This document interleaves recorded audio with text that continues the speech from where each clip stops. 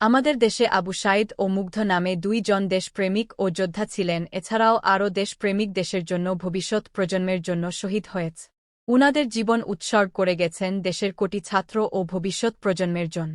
উনাদের এই আত্মত্যাগ আমরা এবং দেশের মানুষ ভুলব না। এই শহীদদের কথা। জয় বাংলা। জয় বাংলা। তোমাদেরকে জানাই সালাম।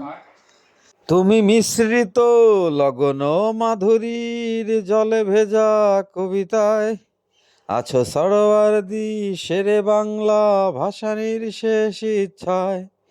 তুমি বঙ্গবন্ধুর রক্তে আগুন জ্বলা জ্বালাময়ী সে ভাষণ।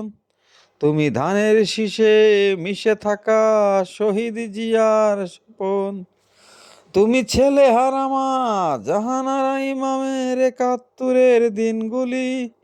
তুমি জসিমউদ্দিনের নকশি কাঁথার মাঠ মুঠো মুঠো সোনা।